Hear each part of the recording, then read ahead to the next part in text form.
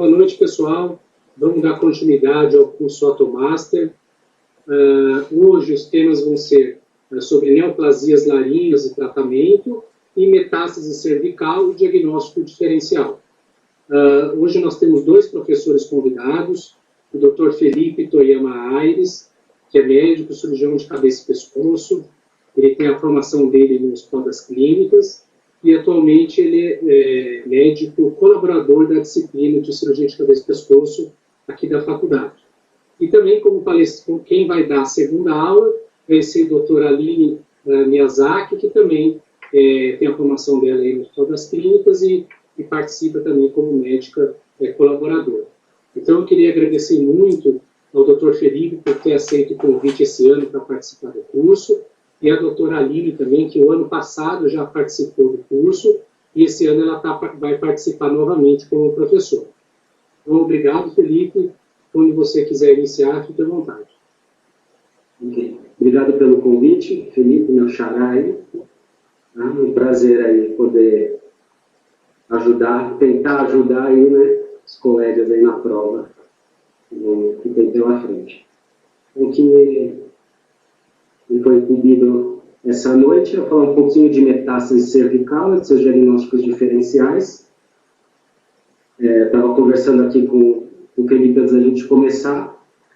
Na nossa prova, eu fiz há 2 anos a prova de título em cabeça e pescoço, esse era um dos temas principais da nossa prova, do nosso dia a dia como cirurgião de cabeça e pescoço. Cerca de 30%, 40% ali dos temas é em cima das neoplasias malignas, principalmente das suas metástases. O nosso roteiro básico aqui, eu vou tentar falar um pouquinho de cada desses temas, um pouquinho de anatomia, um pouquinho da história aí da anatomia, diagnóstico. Vamos focar bastante em esvaziamento cervical, anatomia, as suas classificações, um pouco de linfonodo sentinela, tumor primário oculto, as principais complicações cirúrgicas dos esvaziamentos, e um pouco de diagnóstico diferencial das massas cervicais. Então, por que é tão importante a gente estudar metástase cervical? Então, que a presença única de um linfonodo metastático, ele é o principal fator prognóstico. Ele diminui aí a sobrevida em torno de 50% em 5 anos, aumenta a recidiva regional, está diretamente relacionado com metástases à distância, então é o principal fator prognóstico, por isso da sua importância da gente discutir bastante esse tema.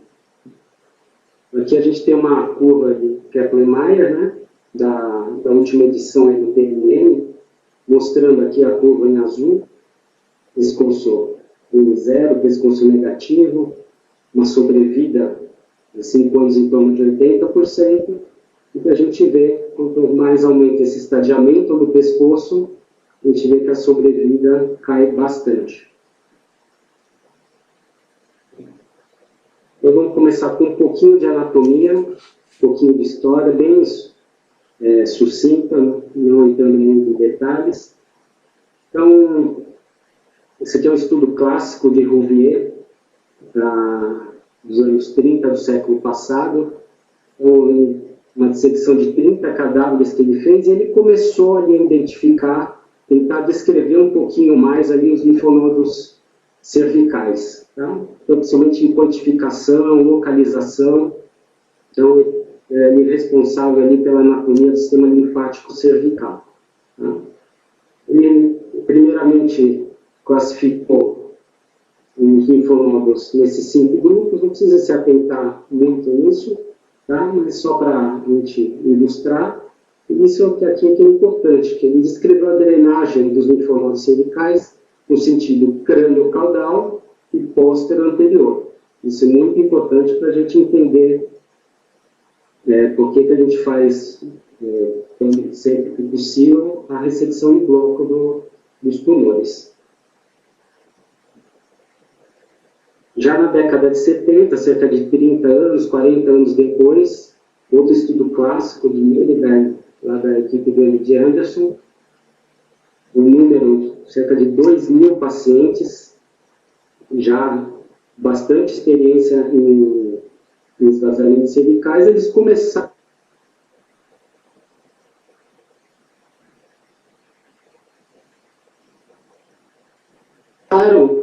a ver que a classificar assim, a drenagem dos tumores, as cadeias, de acordo com o sítio primário. Então, aqui, eles começaram a entender um pouquinho melhor a drenagem de acordo com o sítio primário da lesão. Já nos anos 80, a equipe do Memória, chefiada lá pela equipe do Dr. Jatin Shah, ele classifica os níveis cervicais de 1 a 7, a gente já vai descrever isso mais para frente, e a Academia Americana, nos anos 2000, ratificando essa classificação do Shah, apenas tirando o nível 7, que é o mediastino superior, então ficando no nível 1 ou nível 6, a classificação dos níveis cervicais. Uma figura esquemática de níveis.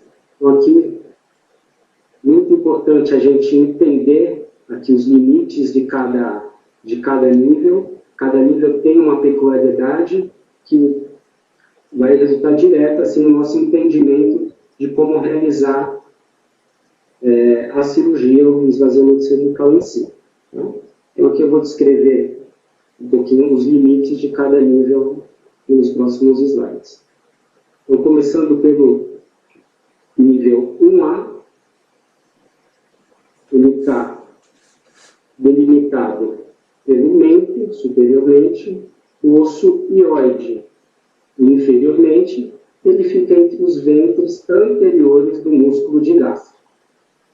Nível 1A, ele não é separado, não tem lateralidade.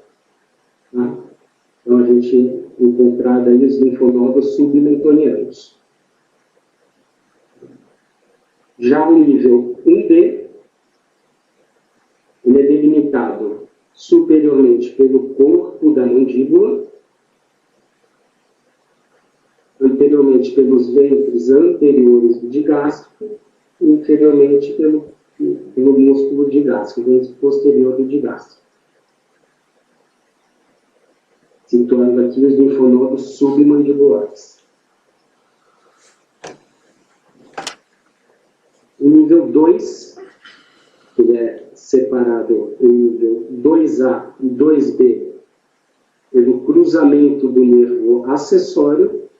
O nível 2 ele vai cranialmente na base do crânio, inferiormente até a bifurcação da artéria carótida, e nos exames de imagem a gente usa muito, isso pela anatomia topográfica, a altura do osso hioide.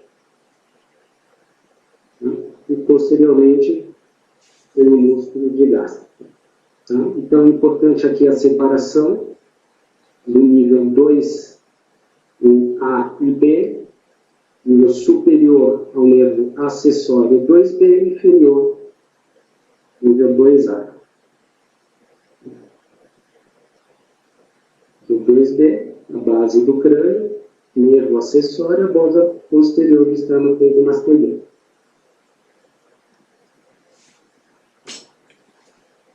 Já o nível 3, então superiormente ele vai da altura do hioide ou da bifurcação das carótidas, inferiormente até na altura da cricoide, isso na anatomia topográfica, na anatomia, na parte cirúrgica a gente separa pelo músculo homoioideu, anteriormente pela musculatura pré-tiroidiana e posteriormente pelo esternocleidomastoideu.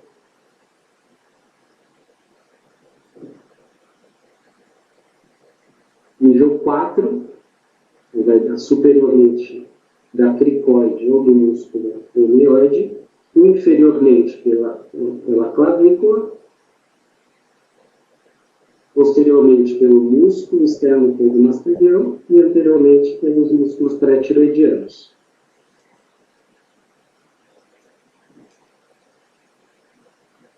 O nível 5, ele é dividido em 5A e 5B, é o triângulo posterior. Superiormente, ele vai dar convergência ali do músculo externo cleidomastoideu e do músculo trapézio. Inferiormente, pela clavícula. Posteriormente, aqui pela borda do trapézio. E anteriormente, pelo músculo externo cleidomastoideu.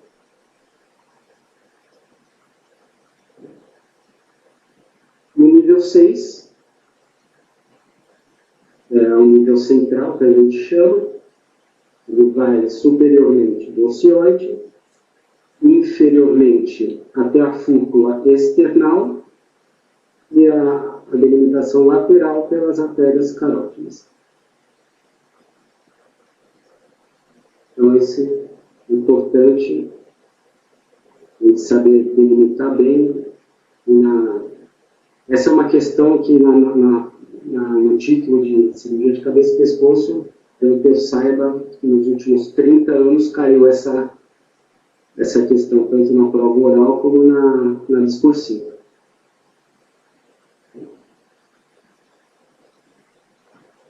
Então, a drenagem linfática. Então, lá pelos estudos de Lindeberg e Dr. Shah, eles descreveram um padrão de acordo com o sítio primário da lesão. Então, a gente tem cavidade oral drenando principalmente para os níveis 1, 2 e 3. Os tumores da faringe e laringe, principalmente para os níveis 2, 3 e 4. Aqui uma observação: os tumores de laringe com extensão subglótica, os tumores de hipofaringe que atinge a área pós-cricoide, a gente também pode ter drenagem para o nível 6. Os tumores de nasofaringe, drenam para os níveis 2, 3, 4 e 5. Isso aqui é importante a gente ter em mente na conduta terapêutica, principalmente. Ainda sobre a drenagem linfática, lembrar aqueles sítios primários que têm drenagem cruzada. Então, base de língua, valécula, palato mole, região posterior de orofaringe, seio piriforme. Então, nesses casos, indicado o tratamento bilateral, com um risco elevado de metástase contralateral.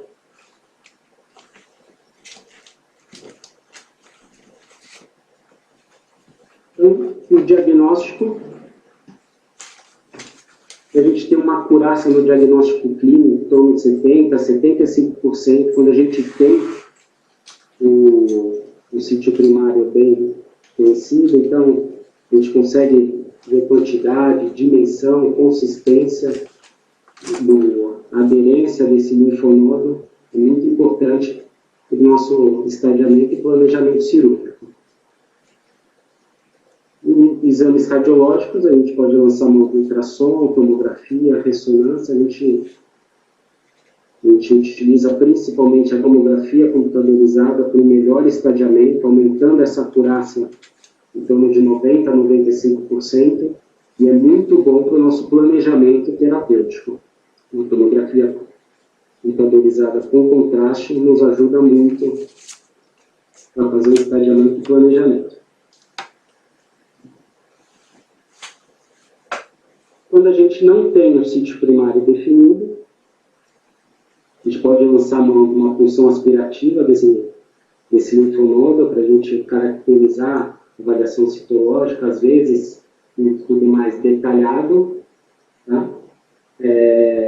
Tem um mantra aí para a gente da cabeça e pescoço, a gente evitar sempre ao máximo uma biópsia aberta do linfonodo como primeira opção. A gente está bem descrito que a ruptura da cápsula do linfonodo ele altera o prognóstico do paciente. Então, ele altera a drenagem linfática, podendo piorar o prognóstico.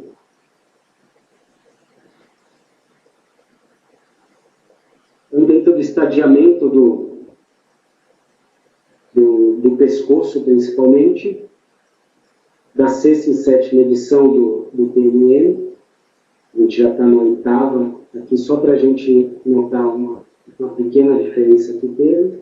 Então, N0, que é o pescoço negativo, N1, que é uma metástase ipsilateral ao tumor, de até 3 centímetros em maior dimensão. O N2, dividido em A, B e C.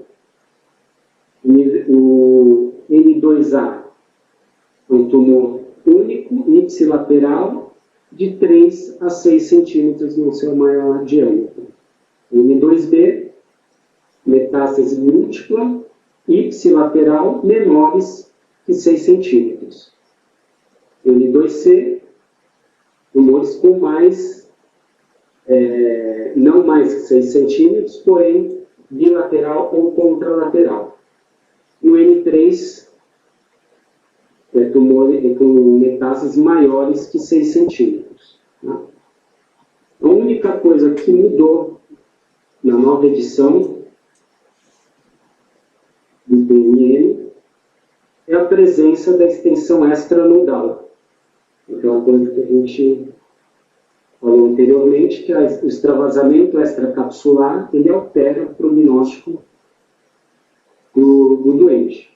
Então, a única diferença é que eles incluíram no N3, então, o que era N3 antigamente, ficou N3A, que é a metástase maior de 6 centímetros, porém sem extravasamento, e o N3B, que é qualquer metástase com extravasamento independente do seu tamanho.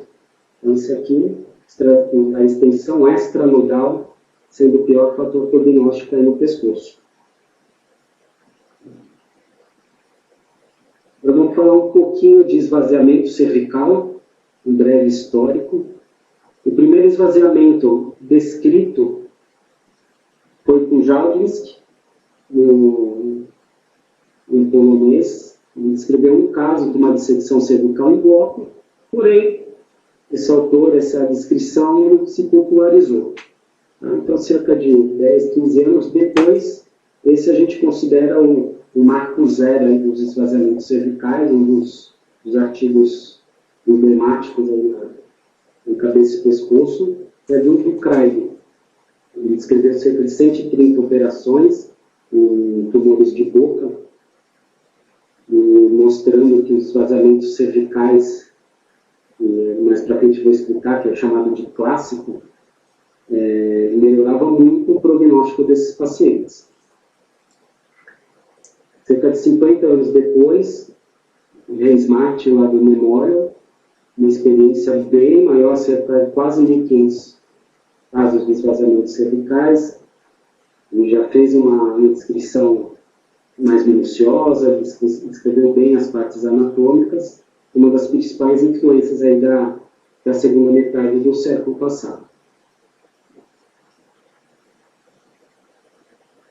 E na década de 60, meados quase 70, vem o conceito de esvaziamento funcional, o que é com a preservação de algumas estruturas, vou descrever mais para frente isso, que melhoravam principalmente a parte funcional dos pacientes. Então, esses dois autores aqui, Soares e Boca, bem conhecido também nos seus trabalhos. E já quase na década de 80, os estudos do Ballantyne, eles ratificaram isso, mostrando que esvaziamento cervical funcional tinha um prognóstico semelhante ao radical, porém com melhora da função, e ele já começa a descrever o conceito de esvaziamento seletivo para tumores com pescoço negativo. Tá? Já com o conceito de que tumores clinicamente com pescoço negativo, cerca de 20% de micrometástases. Na década de 90, nos anos 2000, a padronização dos termos do esvaziamento cervical foram bem ratificados, e desde 2008, essa classificação que eu vou mostrar mais para frente dos vazamentos cervicais é a mais utilizada.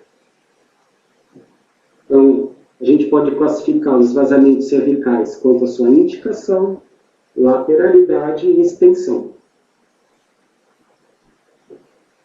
Então, quanto à indicação, a gente pode chamar esse vazamento cervical eletivo, no caso, pescoço M0, terapêutico, quando tem linfonodo acometido, e de oportunidade. Às vezes, o acesso para a ressecção de alguns tumores, a gente pode já planejar um esvaziamento local ali. Eu posso citar aqui tumores de parótida, por exemplo, que a gente tem um bom acesso ao nível 2. Não é regra, mas às vezes, como já está ali o cirúrgico bem dissecado, a gente pode ressecar os linfonodos dessa região. Esse é o conceito de esvaziamento de oportunidade. Quanto à lateralidade, unilateral e bilateral. Então, está a extensão.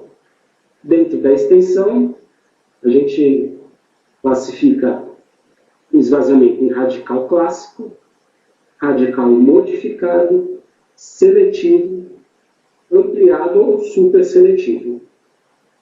Vamos demonstrar aqui umas figuras da extensão do esvaziamento. Então, esse aqui é o esvaziamento radical clássico, descrito por Kylie, que consiste no esvaziamento dos níveis 1 a 5, com sacrifício do músculo externo cleidomastoideu, da veia jugular interna e do nervo acessório. Então, isso lá até meados do século passado, esse era o padrão de esvaziamento cervical. Lá, depois do esvaziamento radical modificado, descrito por Roca e Soares, consiste na ressecção dos níveis 1 a 5, com preservação das estruturas citadas anteriormente. Então, do músculo externo cleidomastoideu, da veia jugular interna e do nervo acessório, não alterando o prognóstico do paciente.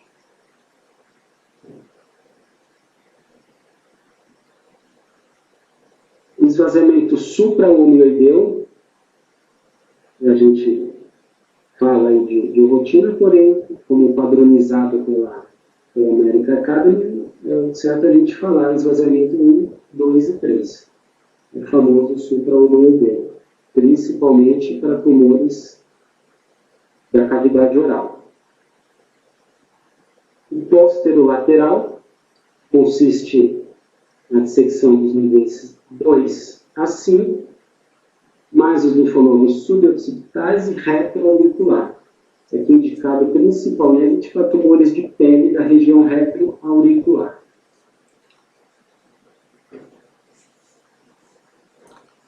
Esvaziamento cervical lateral consiste dos níveis 2, 3 e 4, para tumores da faringe, laringe e pescoço negativo.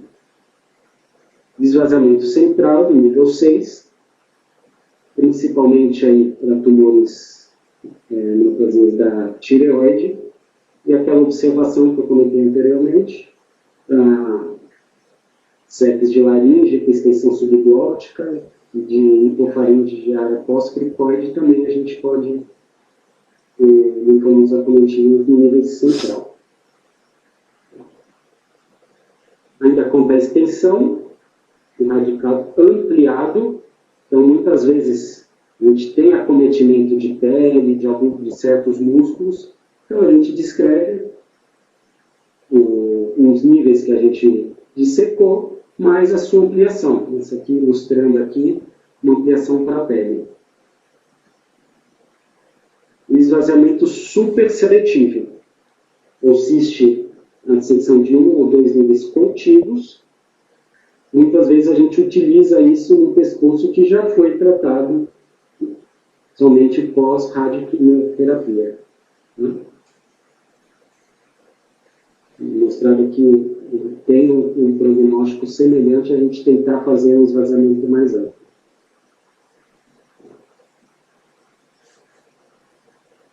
Falar um pouquinho agora de linfonodo sentinela. Linfonodo sentinela, como sabem, consiste naquele linfonodo que é o primeiro linfonodo acometido, né?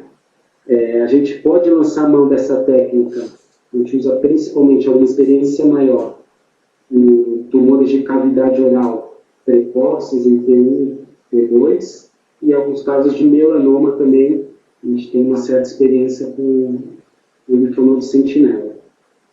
Ele tem uma acurácia e eficácia semelhante ao esvaziamento seletivo.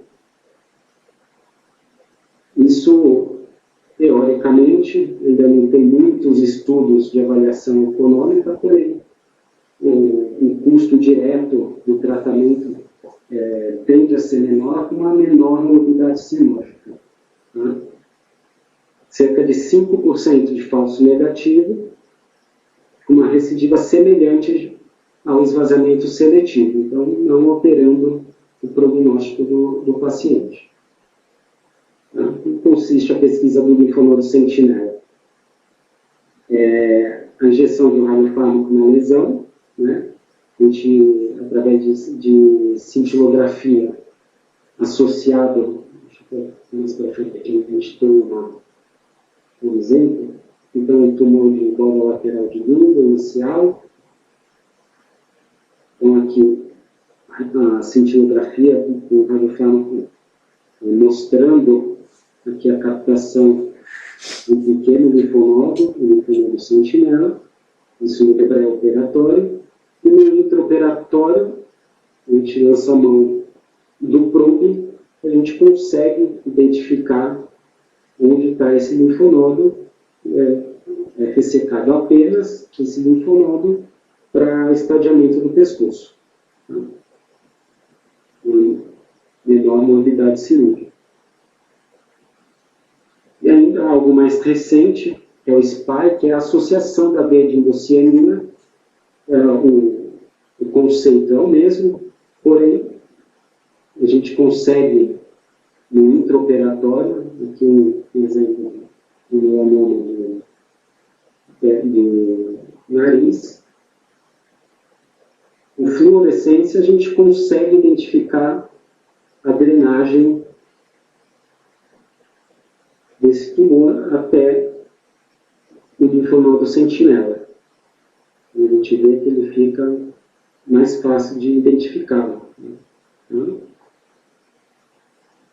A gente ainda não tem tanta experiência com isso, mas parece ser bem promissor. Agora eu vou falar um pouquinho de tumor primário oculto. Cerca de 5% dos pacientes com metástase cervical, a gente acaba não encontrando o sítio primário, grande maioria deles sepsis, e mais de 90% associado a tonsilas palatina e lingual. Tá? Tumores de nasofaringe, hipofaringe, em menor número, porém também podendo ser a primeira manifestação da doença.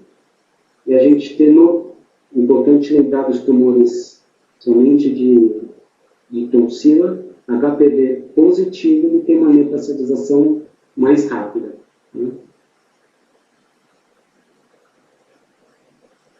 Então, para a gente tentar identificar o sítio primário dessa lesão, a gente lembrar dos conceitos da drenagem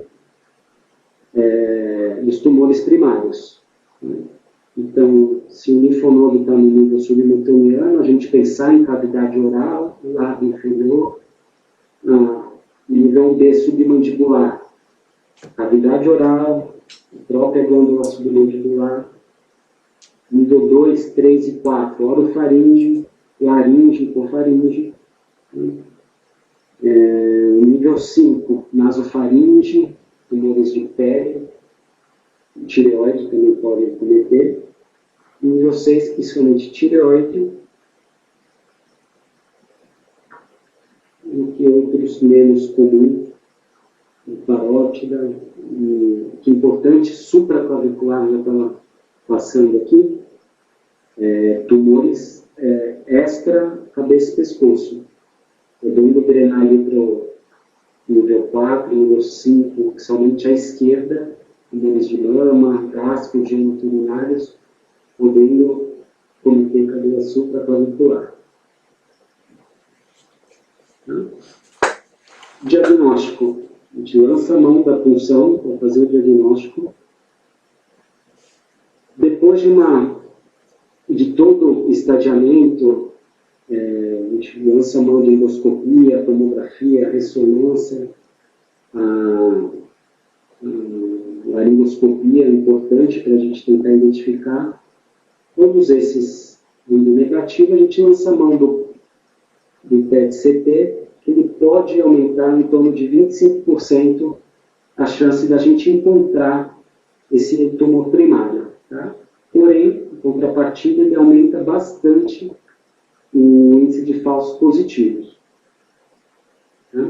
O tratamento do tumor primário oculto, então, é esvaziamento cervical, seguido de radioterapia do pescoço e dos principais sítios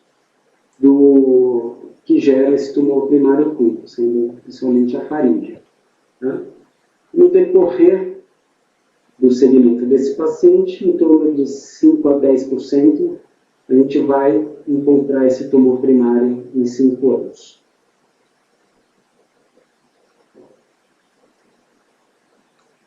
Eu vou citar um pouquinho das principais complicações que a gente tem dos vazamentos cervicais.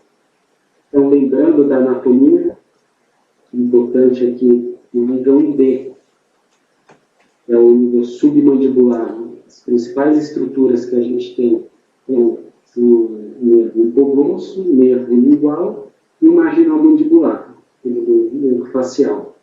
Aqui, uma lesão de nervo hipoglosso, a gente podendo ter atrofia da língua, desvio para o lado são, lesão do lingual, alteração sensitiva da língua, e aqui demonstrando aqui uma lesão do marginal mandibular e paresia do canto da boca.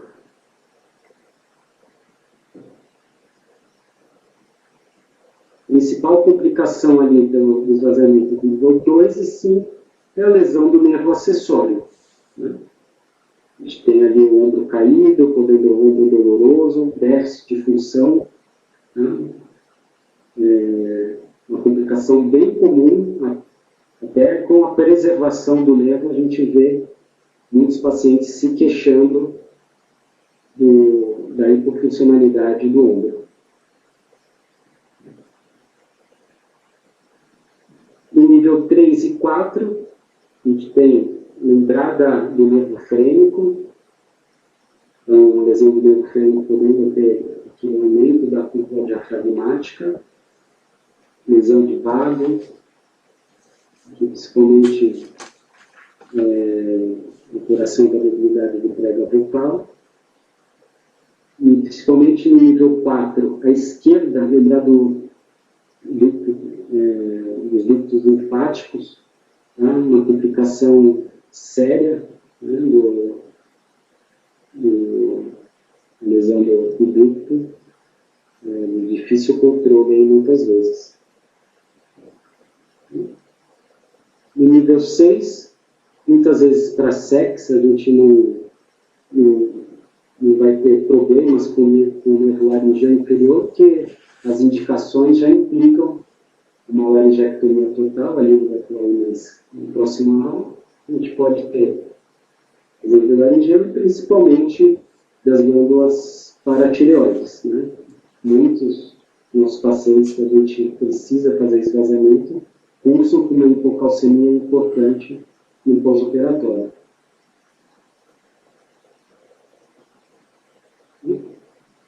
Embora no final, os diagnósticos diferenciais dessas massas cervicais, então, em um paciente com uma linfonodomegalia, uma massa cervical, importante uma história bem polida, bem antecedentes, hábitos, pacientes tabagistas, etilistas, pensar sempre em SEC, sintomas sistêmicos, muito como a gente vê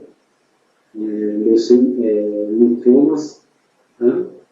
Doenças inflamatórias, a gente vê bastante tuberculose, a arranhadura do gato um pouco mais raro, porém cursa com uma linfonodomegalia importante.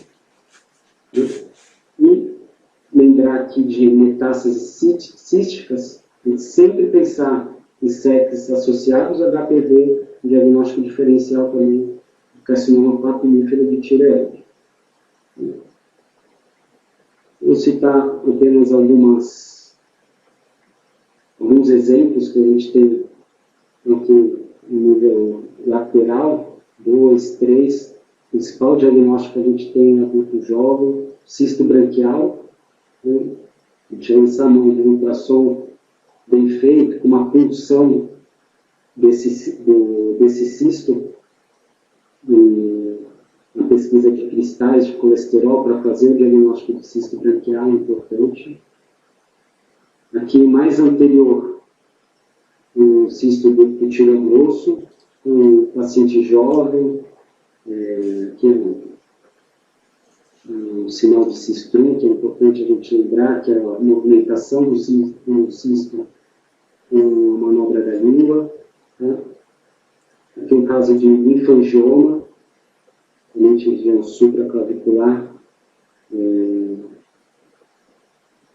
mais comum. Aqui um caso um pouco mais emblemático aqui de uma má formação arteriogenosa. Nesses casos, a gente lembrar sempre preceder de um ultrassom ou de um exame de imagem antes da punção, para evitar funcionar lesões vasculares.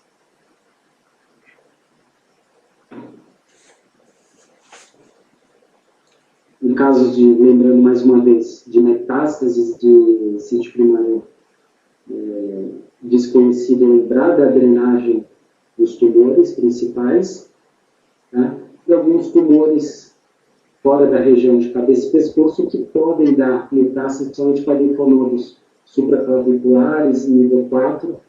Eu tive bastante tumores de pulmão, mama, trato geniturinário, ligado a tumores gástricos que drenam com linfonodo de Virchow. São os principais diagnósticos diferenciais de tumores fora da região de cabeça e pescoço. Basicamente era isso que eu tinha para falar. Vou agradecer a comissão organizadora do curso no convite. Estou à disposição aí para a gente dar algumas dúvidas, bater um papo aí, se possível. Bom, eu queria agradecer mais uma vez o Felipe pela excelente aula. Eu acho, pessoal, que ele falou bem o que costuma cair na prova, que são os conceitos já bem estabelecidos, que são universais, independente do serviço, da experiência do serviço, do cirurgião. Então, essa parte de anatomia, a divisão. Então, isso aí que são conceitos assim, que não são questões que deixam muita dúvida, né? É muito objetivo. Eu queria fazer uma pergunta para o Felipe. No caso dos primários ocultos, Felipe, Sim. Você está me ouvindo? Ouvindo, sim, pode falar. Tem alguma situação em que vocês recomendam na investigação, como a grande parte dos primários ocultos está no anel linfático de Waldeyer, alguma situação que vocês recomendam a amidalectomia, com a biópsia às cegas de rinofaringe e vaso de língua? Sim, sim. Principalmente agora com o advento de acessos menos invasivos, né? Então, robótica ou cirurgias endoscópicas, quando não se acha, já tem literatura suficiente que defende a gente fazer tonsilectomia bilateral até e ressecção ali de um tecido de base de língua para fazer o diagnóstico. Cerca de dado, até mais de 90% dos tumores estão nessa região. Uhum. Então, por exemplo, fazendo o PAF, vindo um carcinoma espinocelular, né? Na investigação veio tudo negativo. Aí o próximo passo, então, poderia ser fazer a amidalectomia, com biópsia cegas aí da base da língua, né, ou guiada aí por robótica, né, e rinofaringe, né? Sim. Seria um passo na investigação, né?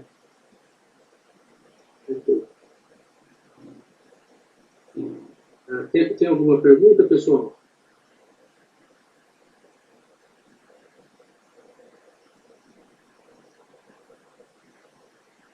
Bom, Felipe,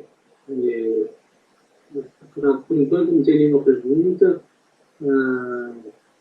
Pessoal, se tiver dúvidas, posteriormente podem enviar as perguntas que a gente tenta repassar aí para o Felipe, para ele responder, para ajudar a gente. Então, acho que a gente podia, então, talvez passar para a aula da Aline. Obrigado, Felipe, mais uma vez. Agradeço, Felipe. Na sua aula, objetivo. Obrigado. Obrigado pela participação. Deixa eu terminar aqui.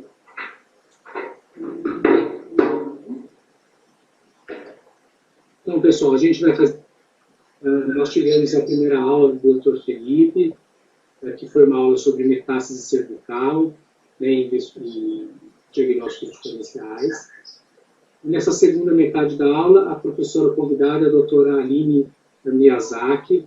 Ela é médica, cirurgiã de cabeça e pescoço, tem a formação dela, né, aqui no Hospital das Clínicas, da Faculdade de Medicina da USP, onde ela fez a residência, e atualmente ela está fazendo doutorado também aqui na Faculdade de Medicina da USP, e ela atua na Faculdade de Medicina de Jundiaí como professora colaboradora dessa área de cabeça e pescoço. Então eu queria agradecer muito a Aline por ter aceito mais uma vez o convite para participar do curso, e quando você quiser iniciar, fique à vontade. Aline. Ok, muito obrigada. Eu gostaria de agradecer novamente a comissão organizadora pelo convite, para eu participar mais um ano do Automaster. No ano passado eu fiz a aula desse tema de neoplasias de laringe e tratamento, e esse ano eu trouxe algumas outras atualizações, algumas novidades em relação à aula do ano passado, e espero que vocês gostem. Não tem nenhum conflito de interesse com a minha empresa. Tudo que eu vou falar é baseado em evidências e em experiências pessoais também. A aula está dividida da seguinte maneira, e esses serão os tópicos abordados ao longo da nossa apresentação. Sobre a anatomia da laringe e a histologia. A laringe é dividida por algumas cartilagens ímpares, que é a cartilagem cricoide, a cartilagem aritenoide e a epiglote, e cartilagens pares, que são as aritenoides e as corniculadas. A laringe ela é rica em outras estruturas também, como mucosa, tecidos musculares e estruturas cartilagíneas, que se subdividem em basicamente 3 regiões: a região supraglótica, a região glótica e a região subglótica. A supraglote, ela inicia desde um plano tangencial superior da cartilagem epiglote até o plano tangencial superior das pregas vocais, que é onde se inicia a glote, indo até 0,8 centímetros abaixo desse plano, e depois disso inicia-se a infraglote, que vem do limite superior da glote até o plano que tangencia inferiormente a cartilagem cricoide. As estruturas que compõem essas sub-regiões e que é importante identificar, por exemplo, no exame de laringoscopia, são a epiglote supraioídea ou infraioídea, as pregas ariepiglóticas, as aritenoides e as bandas ventriculares. A glote tem as pregas vocais verdadeiras à esquerda e à direita, a comissura anterior e a comissura posterior. Já a infraglote, ela é melhor visualizada no movimento de respiração e abdução das pregas vocais. A histologia da laringe ela é fundamental para o entendimento, principalmente do tratamento, que a gente vai conversar um pouco mais para frente dessa aula. Então, gravem bem essa imagem que faz todo sentido em termos de terapêutica das fordectomias. Então, do plano superficial para um plano mais profundo, as camadas da laringe são o epitélio, a membrana basal, a camada superficial da lâmina própria, que tem espaço de Heine, a camada intermediária da lâmina própria e a camada profunda da lâmina própria. Ambas constituem o ligamento vocal. E num plano mais profundo está o músculo vocal. As neoplasias da laringe, por definição, neoplasia é o quê? Quando você tem uma divisão celular atípica a partir de uma célula-mãe e essa nova célula não tem uma função específica e tem uma velocidade de crescimento anormal. As neoplasias benignas e malignas diferenciam-se entre si, principalmente com relação às características das malignas serem células muito atípicas, com alta velocidade de divisão celular, com núcleo sem padronização e com mitoses aberrantes. A Organização Mundial de Saúde divide os tumores de laringe-hipofaringe e traqueia, em alguns subtipos. Os tipos dos carcinomas malignos epiteliais, o mais comum é o carcinoma de células escamosas, mas também podem acontecer tumores neuroendócrinos. Tumores benignos comuns são os papilomas e as papilomatoses. Tumores das partes moles podem ser tumores malignos ou benignos, por exemplo, um lipoma, chivanoma. E tumores raros de laringe, menos de 2% dos cânceres de laringe, por exemplo, o tumor de cartilagem e o condrosarcoma. É importante a gente ter o conhecimento que existem outras possibilidades diagnósticas, não apenas o SEC, apesar de ser o subtipo mais comum. Ainda sobre a anatomia, o que é bastante importante para o entendimento da disseminação tumoral, existem algumas estruturas anatômicas que são consideradas barreiras para a disseminação do câncer de laringe, como, por exemplo, a membrana quadrangular, o ligamento vocal, o cone elástico e a cartilagem cricoide. E também existem alguns compartimentos da laringe que é importante a gente entendê-los para compreender a disseminação tumoral, como, por exemplo, a área supraglótica, a região do espaço pré-epiglótico, o espaço paraglótico, o espaço de Heineck aqui, e o espaço subglótico, e a área pós-cricoide. Existem alguns pontos da laringe que eles têm uma maior fragilidade e, consequentemente, um maior risco de disseminação tumoral por essas regiões, como, por exemplo, a comissura anterior, os orifícios, que são algumas perfurações que existem na cartilagem tireoide e epiglote, e quando o tumor infiltra o espaço paraglótico, ele também tem uma maior disseminação tumoral. Uma outra questão importante da anatomia e da embriologia é que a região da supraglote, ela vem do primórdio embrionário bucofaringe. Logo, os tumores dessa região tendem a ser mais agressivos.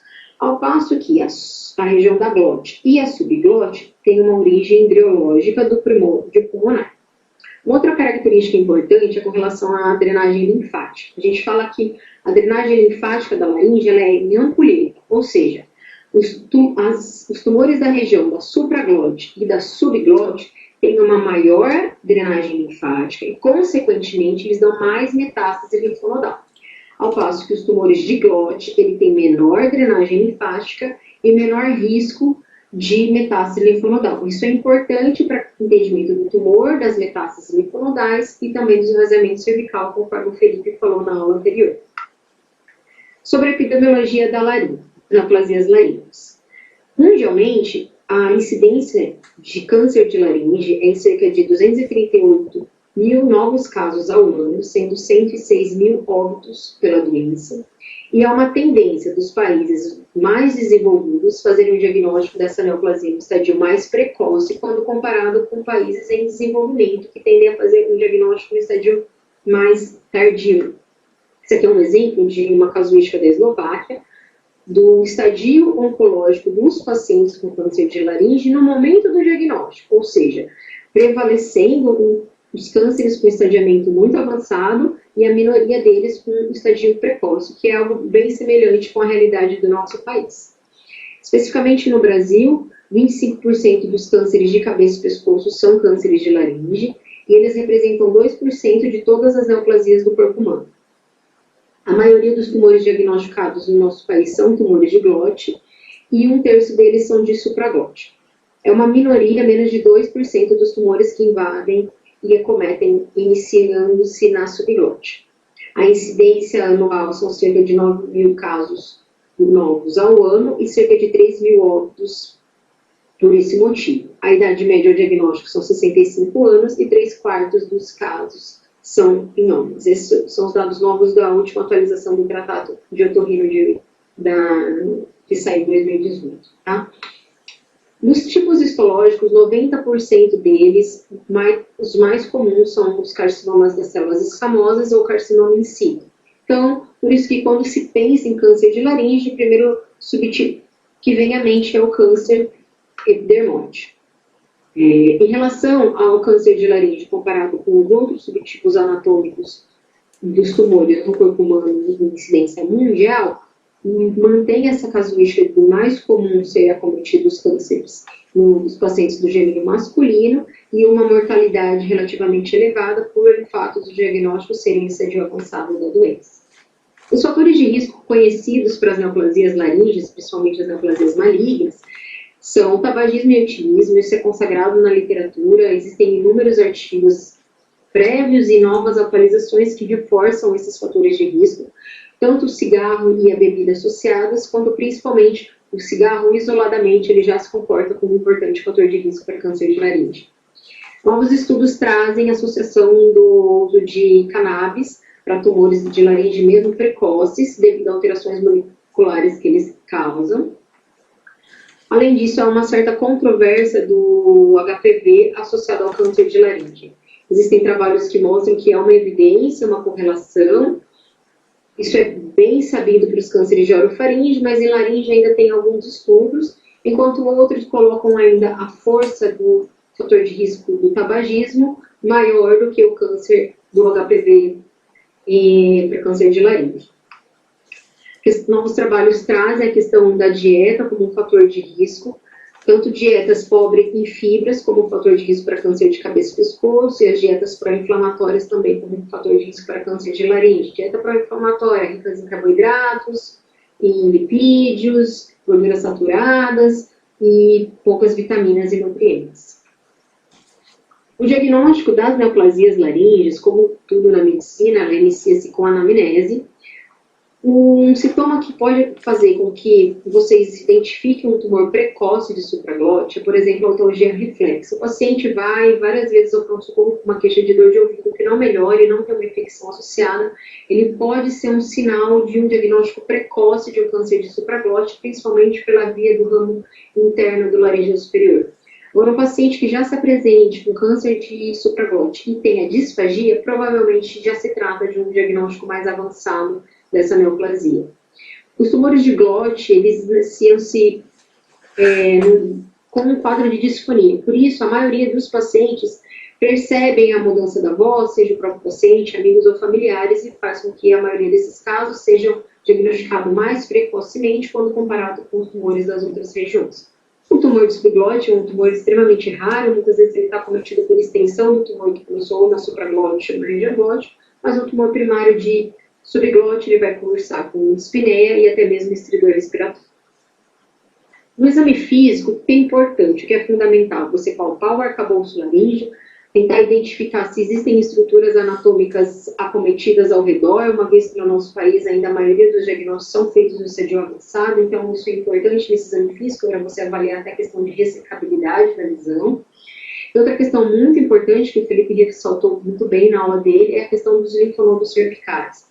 No câncer de laringe, os mais acometidos são os cânceres dos níveis 2, 3 e 4. Lembrando que os cânceres de supraglote e subglote têm uma tendência maior a da metástase linfonodal e cânceres de glote têm uma tendência menor a da metástase linfonodal. E se o tumor estendeu para a região anterior, acometou a glândula tireoide ou teve uma extensão subglótica, ele começou na glote, ficou transglótico, acometeu a subglote, eles têm maior risco de acometimento de linfonodos do compartimento central do nível 6. Ainda faz parte da propedêutica armada a avaliação da laringe na busca da caracterização específica da lesão primária. Então, seja pelo espelho de Garcia, com uma laringoscopia indireta, ou uma laringoscopia através da telelaringoscopia, da nasofibrolaringoscopia. Tem outros recursos da estroboscopia que também auxiliam no diagnóstico. E é fundamental a realização da laringoscopia de suspensão para o diagnóstico através da biópsia da lesão do tumor primário e também estadiar em uma avaliação completa da extensão dessa lesão.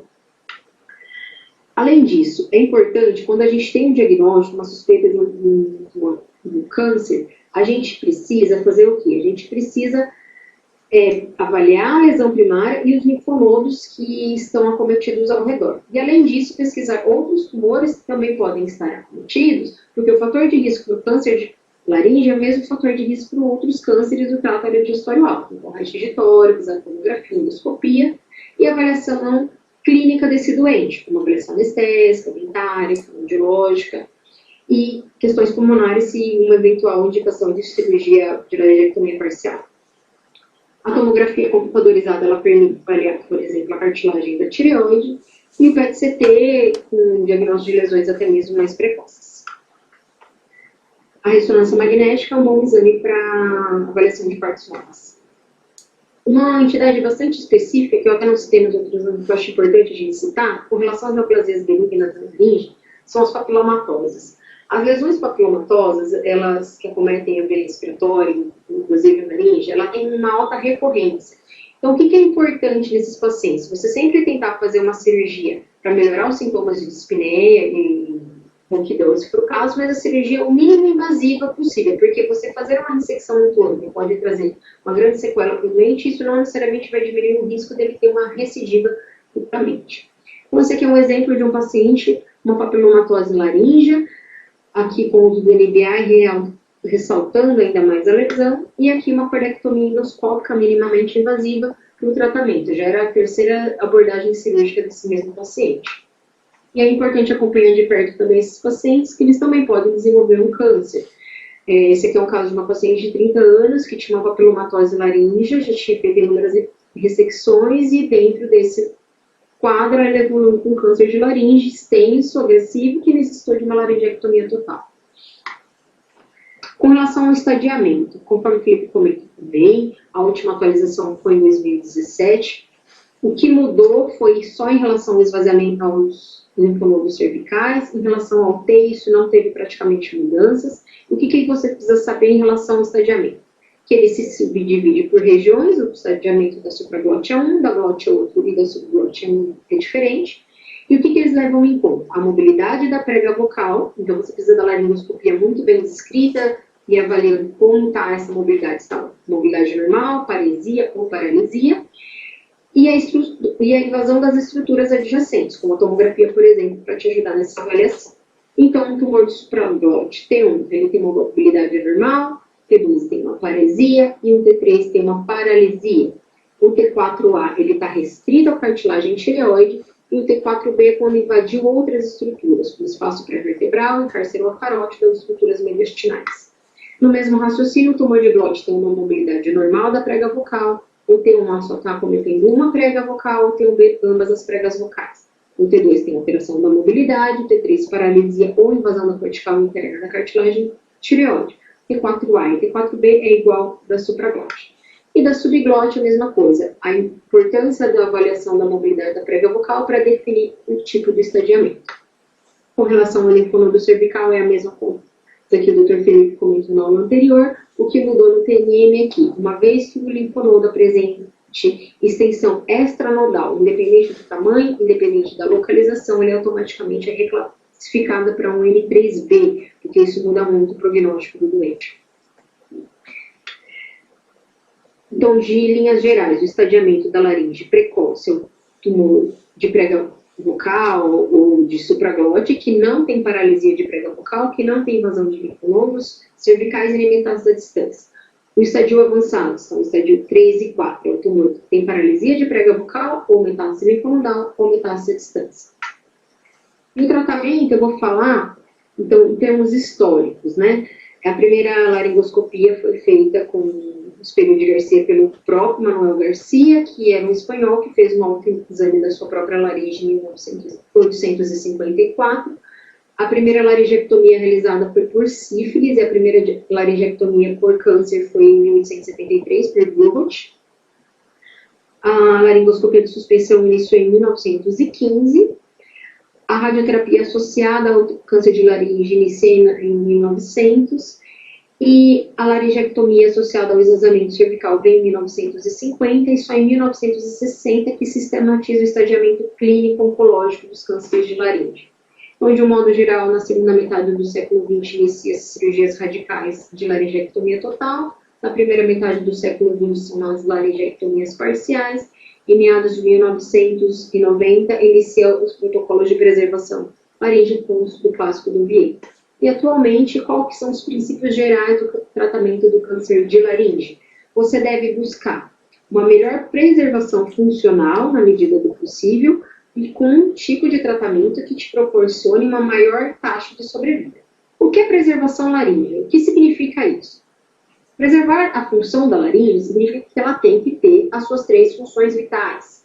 É uma permeabilidade da via aérea, ou seja, o paciente não precisa de traqueostomia, o paciente tem uma oclusão da via aérea durante a deglutição, o tumor não disfuncionalizou essa laringe ao ponto dele broncoaspirar à medida que ele deglute, e o paciente consegue emitir uma produção vocal. Então, para você pensar em preservação da laringe, você tem que ter um órgão que tenha essas funções. O paciente que já tem um tumor obstruindo um tráqueo, que broncoaspire e que não emita som, ele não tem um órgão para ser preservado. Então, isso é importante nas linhas, no momento de você fazer a definição do tratamento de escolha para esse doente. Então, eu vou dividir basicamente no tratamento dos cânceres precoces e o tratamento dos cânceres avançados.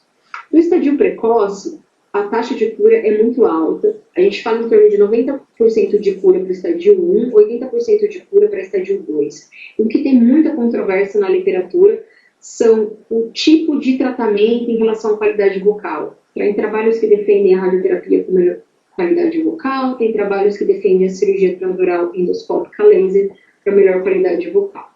E uma coisa que é fato, a gente não indica quimioterapia para esses pacientes de estadiamento precoce. Tá?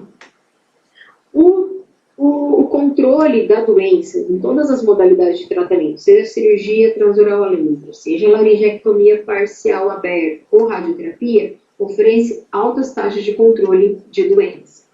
Tá? E você pode ter modalidades de terapêuticas diferentes que você pode escolher, seja um tumor de supraglote, pode ser tratado com radioterapia ou com cirurgia, um tumor de subglote ou laringectomia parcial ou radioterapia, um tumor de glote você pode fazer com uma cirurgia de preservação ou radioterapia. E o que você vai ponderar para você decidir se você vai escolher tratamento de radioterapia, de cirurgia parcial aberta ou uma cirurgia transoral a laser? Existem inúmeros fatores e inúmeras questões que precisam ser consideradas. Em relação ao tumor, você precisa ver qual o tamanho desse tumor, qual a extensão dele, qual o local e as estruturas que ele acomete. Com relação ao paciente, tem que ser levado em conta a preferência do paciente e dos seus familiares.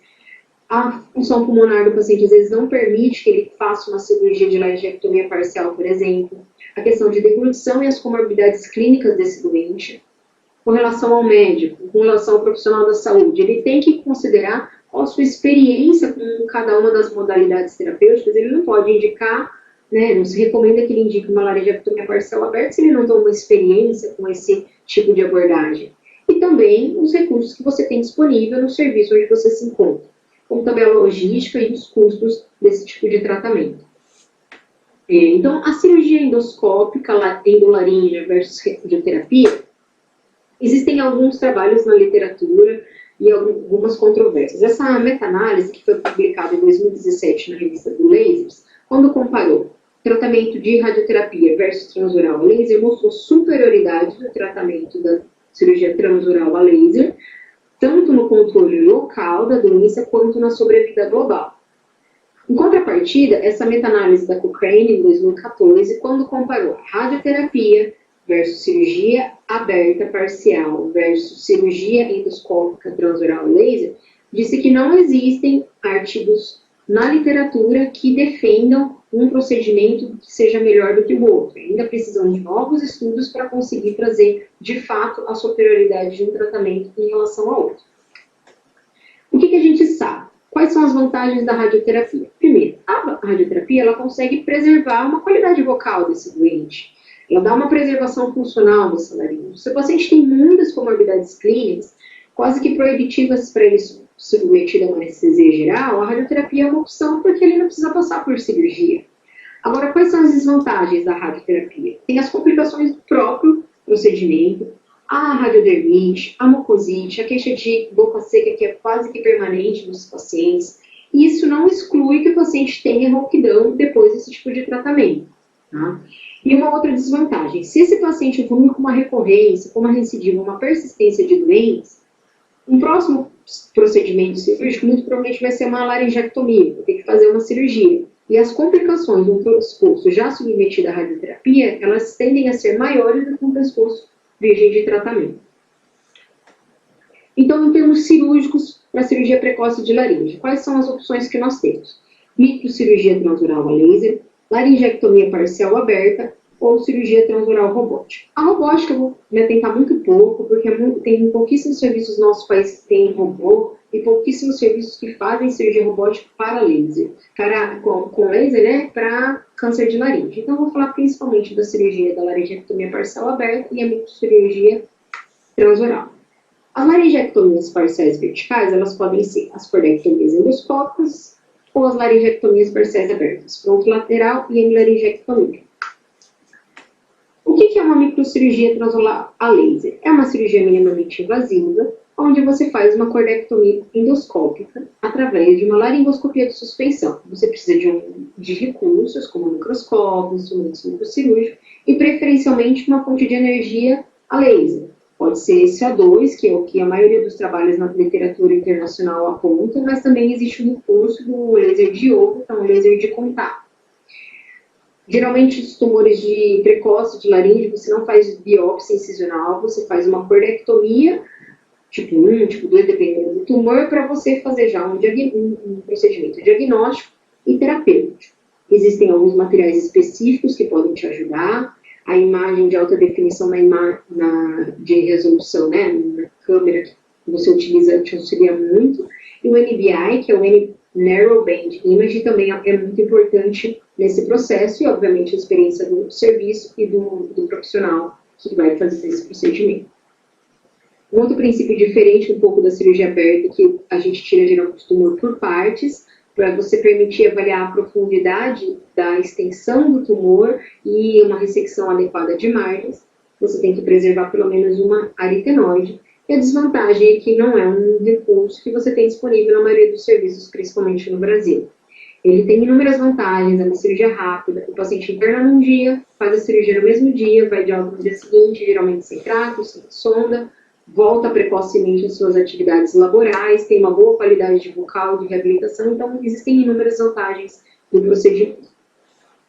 Então, os tipos de cordectomia, elas vão depender, basicamente, da profundidade que você vai fazer. Então, lembra que eu falei no comecinho da aula dos tipos da histologia da laringe? Então, a cordectomia, ela é basicamente classificada de acordo com a profundidade histológica que você vai fazer a ressecção.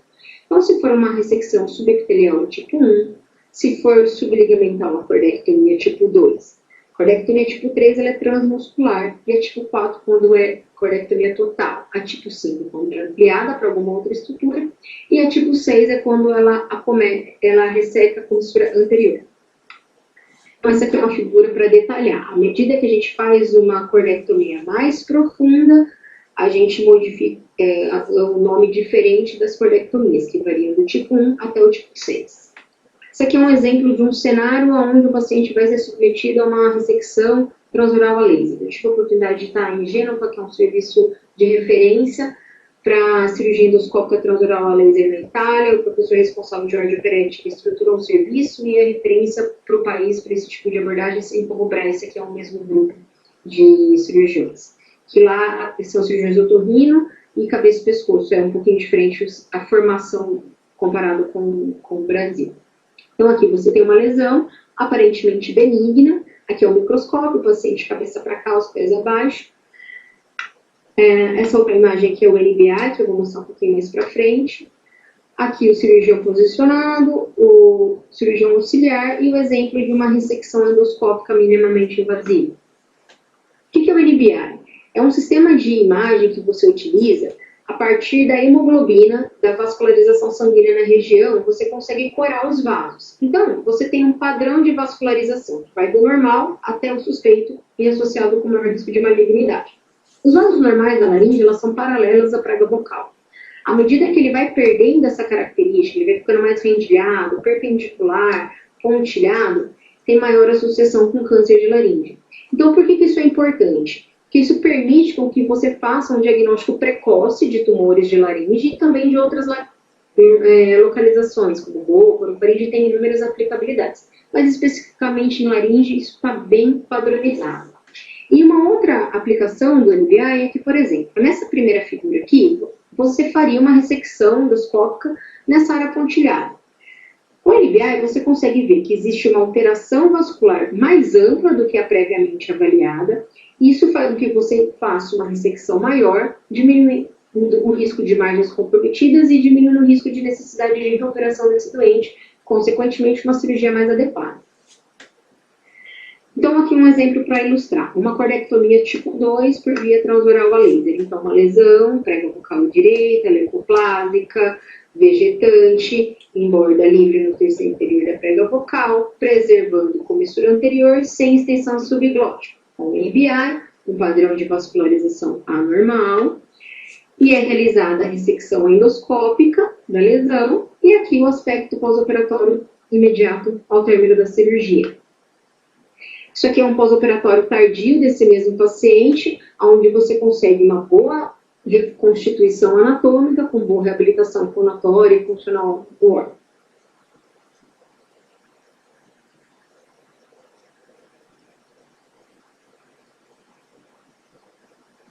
Uma outra questão importante é a gente avaliar a margem dessa ressecção.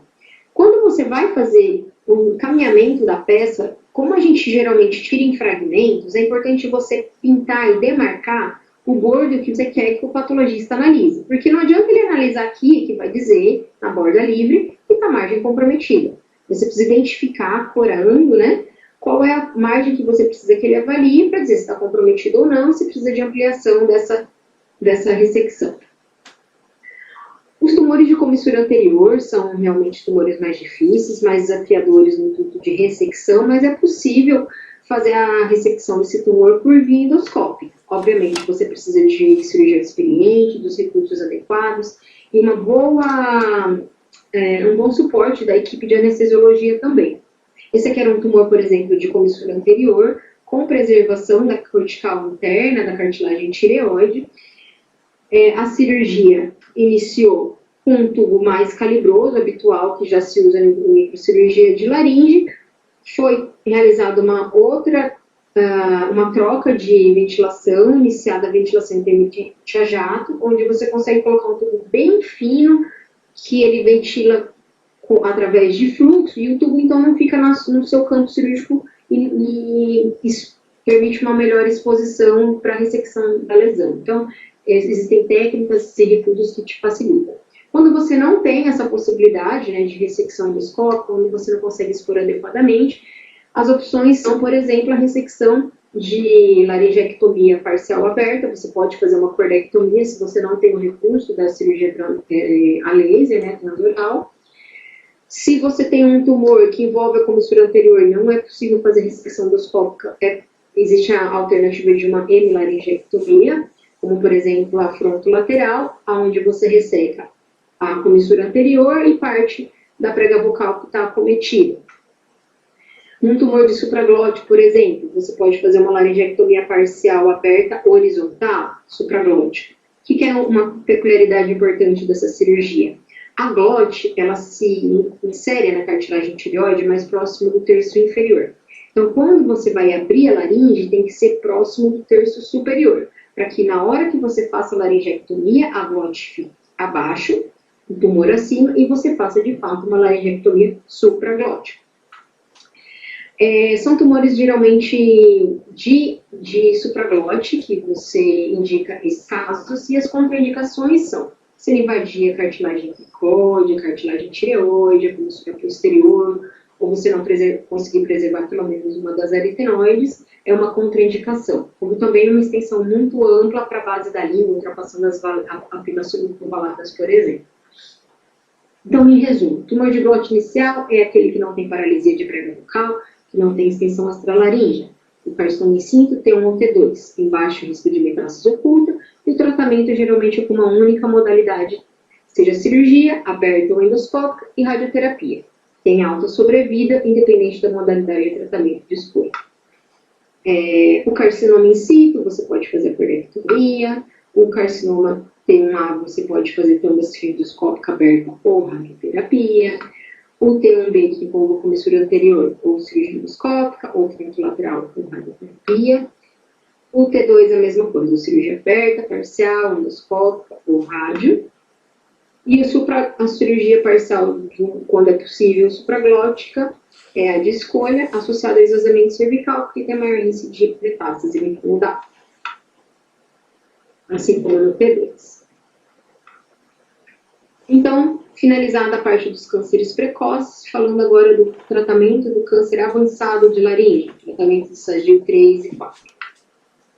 Quais são os princípios do tratamento? É importante que o paciente seja atendido num lugar que seja um centro de referência para tratamento oncológico, com uma equipe multidisciplinar. O paciente e seus familiares precisam ser muito bem esclarecidos dos tipos de tratamentos cirúrgicos e não cirúrgicos e vão ser decisivos para a sua escolha terapêutica. O tamanho e o local do tumor, as condições clínicas do doente, a experiência e a disponibilidade do que você tem no serviço onde você trabalha e a reabilitação. Comparativamente, os cânceres de laringe T4, por exemplo, essa aqui é uma curva de sobrevida que mostra qual foi a sobrevida de acordo com a modalidade de tratamento de escolha. A curva em vermelho é a curva que teve melhor sobrevida para os pacientes tratados com cirurgia mais radioterapia. E nesse caso, aqui nesse artigo, a curva que teve menor sobrevida, ou seja, os pacientes sobreviveram menos, foram os pacientes tratados com quimio e radioterapia concomitantes, então trazendo melhores resultados para o T4 de laringe e o tratamento cirúrgico inicial. Quem são os pacientes que você não pode propor, que não se recomenda que proponham um tratamento de preservação de órgãos com quimio-radioterapia? Então, são os pacientes muito idosos, com baixa performance status. Nesses casos, você recomenda ou radioterapia ou laringectomia total. Se os pacientes têm destruição de ambas as pregas vocais e ruído de tracostomia, também você recomenda a laringectomia total, porque ele não tem um órgão para preservar, como eu falei anteriormente. E se você tem um tumor com ampla destruição das cartilagens laríngeas, o T4A, também recomenda-se laringectomia total. O tratamento cirúrgico do câncer avançado de laringe. Quais são as opções que nós temos? Ou uma cirurgia transoral a laser, ou uma laringectomia parcial aberta, ou até mesmo a laringectomia total. Se o serviço tiver experiência, se você tiver recurso, está descrito na literatura, inclusive nesse grupo italiano, que você pode fazer a ressecção transoral a laser de um tumor desde carcinoma in situ até um T3 glótico. Mas, obviamente, você tem que adequar isso à sua realidade. Então, aqui, por exemplo, para ilustrar, né, uma colectomia do tipo 4, de um tumor de glote T3, de glote à esquerda, ele invadia a musculatura, tinha paralisia de prega vocal, então essa é uma laringoscopia imediatamente antes da cirurgia, após a intubação, e com o NBA. Aqui a ressecção do tumor endoscopicamente, como eu falei, você tira por partes para validar a profundidade da lesão na medida que você vai tirando o tumor, e esse aqui é o aspecto endoscópico final. Isso aqui é a cortical interna da cartilagem tireoide, até o limite da sua ressecção. Agora, se você não tem a possibilidade de laringectomia endoscópica, né, a laringectomia parcial aberta, ela ainda tem espaço em alguns casos do tumor avançado. Esse artigo é bem interessante, se vocês puderem olhar, ele mostra o local do tumor, qual o tipo de cirurgia que é feito e a sobrevida para cada uma dessas opções. Então, você tem espaço para laringectomia parcial aberta ainda hoje, mesmo em serviços de referência, tá? Uma cirurgia muito usada, né, é a cirurgia da laringectomia parcial aberta, horizontal, supracricoide. Muitas vezes a gente fala de uma questão de praticidade, a cirurgia SHEP. Por que SHEP? Porque o que é essa cirurgia? Você tira a cartilagem tireoide e preserva a cricoide, o ocioide e a epiglote. Então, SHEP, na verdade, é o nome da reconstrução que você faz. É uma cricoioido epiglotopexia. Você une as estruturas remanescentes, por isso que ele recebe esse nome. Tá? Pode ser usado por um paciente com câncer de comissura anterior, que tem a paralisia de prega vocal, com ótimos resultados em termos de reabilitação fonatória e respiratória, e ele é contraindicado se o tumor invadir a cricóide, espaço pré-epiglótico, comissura posterior, ou se você não puder preservar pelo menos uma das aritenoides. A laringectomia total para o câncer avançado de laringe, ela é a cirurgia geralmente de escolha para a maioria dos casos. A maioria dos casos T3, existem casos T3 que a gente viu pode ser feita uma parcial, ou até mesmo radioterapia se ele tiver um órgão para ser preservado, e a maioria dos cânceres T4A, a laringectomia total é o tratamento de escolha. Então, se o paciente já tem um órgão disfuncionalizado no pré-operatório, se o paciente não for candidato ao tratamento sistêmico com quimioterapia ou por um tratamento de resgate, ou seja, o paciente fez um tratamento com radioterapia, evoluiu ou com persistência ou com recidiva de doença, a laringectomia total é o tratamento de escolha na maioria dos casos. E o esvaziamento cervical também tem o seu papel, como a gente viu, ele pode ter metástase linfonodal, principalmente dos níveis 2 a 4, então você tem indicação de esvaziamento eletivo, principalmente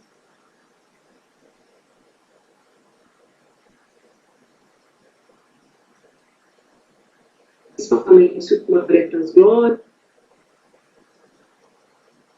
total e esvaziamento cervical bilateral, retirados imunoglóbulos. Então, se você tem um paciente com uma doença localmente avançada, doença ressecável, o paciente tem uma boa performance status, foi candidato à cirurgia, após análise anatopatológica, você vai ver e definir se há necessidade de tratamento adjuvante.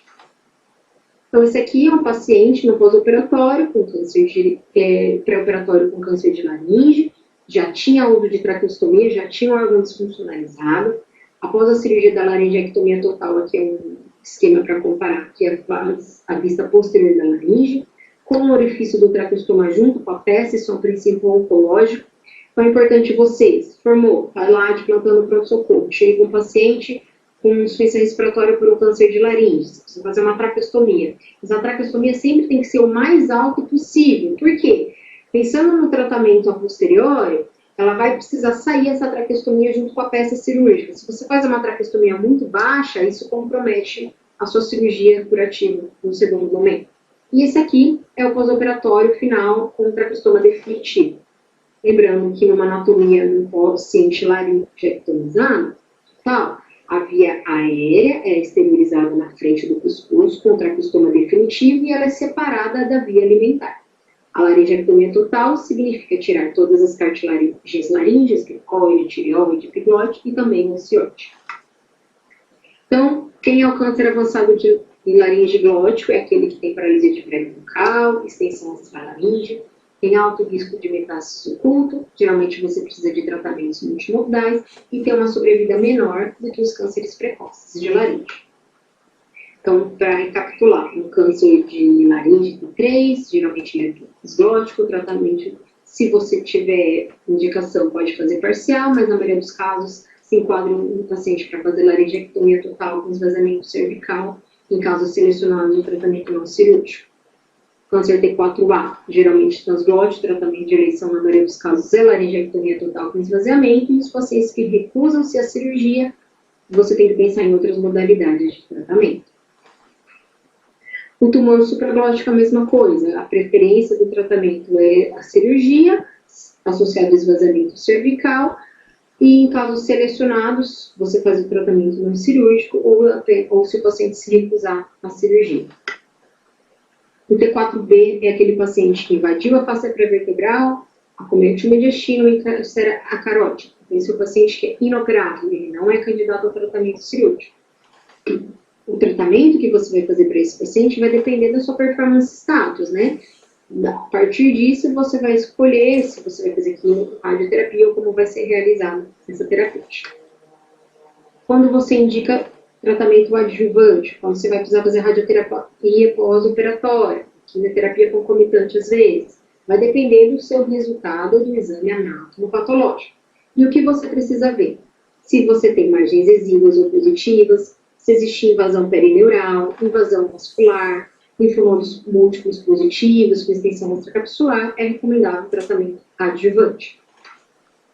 Em termos de sobrevida, essa é uma outra curva de Kaplan-Meier, onde a gente percebe quanto maior o estadiamento, tanto do tempo quanto do N, pior a curva de sobrevida desse paciente, ou seja, tumores mais avançados, piores resultados e maior taxa de mortalidade. Esse é um artigo que ele elenca quais são as causas de óbito dos pacientes com câncer de laringe. Então, as causas de óbito fazem que uma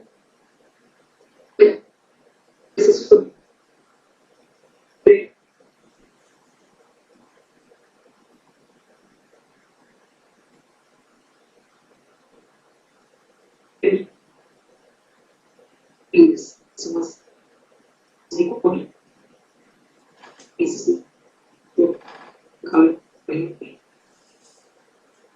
jornal.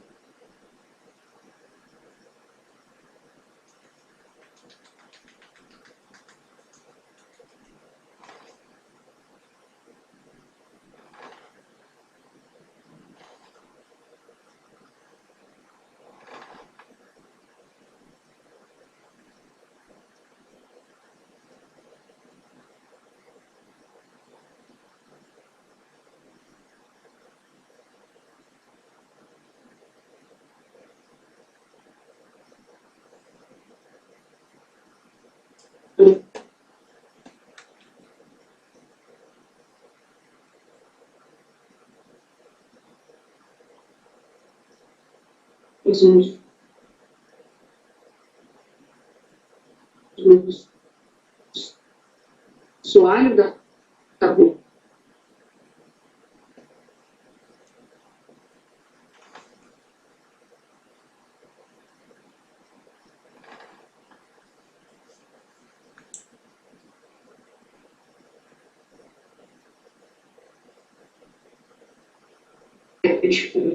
Vocês tem as laringectomias frontolateral ou laringe. E das parciais horizontal. Mas você tem a supraglótica ou supracricóide, e é importante na escolha da modalidade terapêutica, características da decisão do paciente,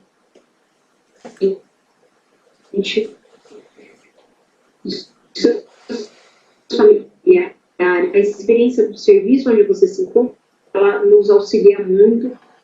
É importante diariamente nesse tempo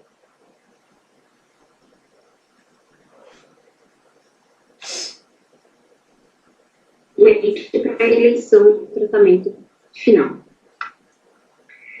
Gostaria então de agradecer novamente. Esse é meu e-mail.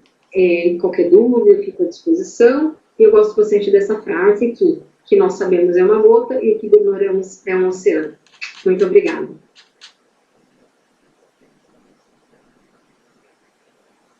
Oi, Aline, está me ouvindo? Estou te ouvindo. Obrigado a você pela aula, foi excelente. Que bom. Muito bom. Acho que a doutora Aline resumiu dentro do pouco tempo que teve, né, lógico, ela foi muito objetiva, resumiu muito bem, né, os tipos de tratamento, dependendo do estadiamento, quais são as modalidades, as opções de modalidade, quais as preferências. Eu acho que é o que o pessoal tem cobrado na prova.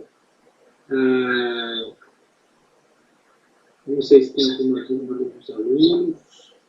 Se tiver alguma pergunta, alguma coisa, é um tema que é bastante complexo, né? Porque tem as questões das nuances do estadiamento, então isso, geralmente eles cobram bastante em prova, né? A definição de TNM e essas algumas peculiaridades, por exemplo, o tumor que invade cortical interna da cartilagem tireoide, ele não é um T4A, ele é um T3, então é importante ficar atento a esses detalhes, assim, eu acho que é bem relevante.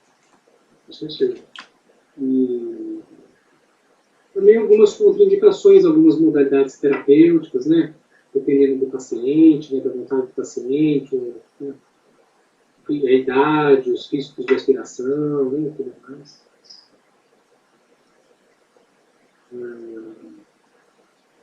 Bom, pessoal, se não tiver nenhuma dúvida, pelo avançar da hora, são quase 9h40, eu queria agradecer mais uma vez a Aline pela aula, pela disponibilidade de participar do curso.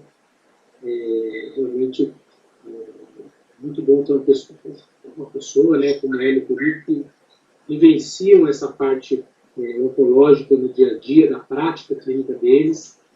E por isso que a gente fez questão de convidá-los aí para poder dividir com vocês aí a experiência.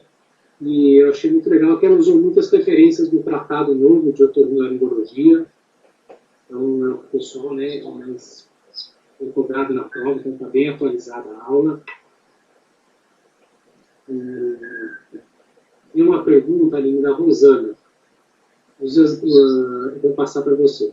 Os esvaziamentos cervicais e os carcinomas de laringe terminam sendo bilaterais de rotina?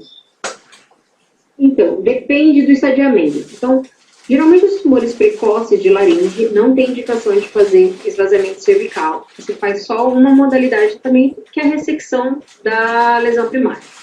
Agora, nos cânceres avançados, o que é importante a gente avaliar? O local desse tumor. Se você tiver um T3 de glote, por exemplo, de prega vocal direita, pescoço negativo, você pode fazer esvaziamento eletivo só dos níveis ipsilateral ao tumor. Por quê? Porque o câncer de laringe ele tem uma baixa disseminação linfática, então ele tem um baixo risco de metástase linfonodal. Agora, se você tem um tumor de supraglote, que tem aquela questão da drenagem linfática cruzada, é um tumor mais agressivo, tem uma maior tendência de metástase linfonodal, é adequado você fazer esvaziamento cervical eletivo bilateral, assim como se você tem esvaziamento, um acometimento do tumor na região subglótica. Então, depende principalmente do local onde está esse tumor primário. Então, de uma forma simplificada, se for um tumor supraglótico ou transglótico, preferencialmente esvaziamento eletivo bilateral. Se for um tumor exclusivamente glótico, restrito a um único lado, você pode fazer esvaziamento eletivo ipsilateral àquela lesão. Acho que era isso, né? Não sei se consegui responder sua dúvida. Foi bem claro, a Rosana está agradecendo, né? Inclusive, eu estou fazendo meu doutorado em neoplasias malignas de laringe, câncer avançado. E essa é uma dúvida que a gente percebeu. A gente tem alguns pacientes com câncer de glote, T4A, e metade dos pacientes são submetidos ao esvaziamento cervical eletivo e metade deles com o pescoço negativo para metástase linfonodal, N0. Então, vai lá, tira 150 linfonodos no patológico N0. Então, o que eu estou estudando é justamente se existem fatores moleculares de célula tronco tumoral, transição epitélio mesenquimal, que justifique esse tumor ter metástase ou não. Porque você espera, né, que um tumor avançado de laringe dê metástase linfonodal, mas por algum motivo, esses tumores, principalmente de glote, eles não desenvolvem essa metástase. Então, talvez a gente descubra novas coisas futuramente. Mas hoje, o que é standard é isso mesmo.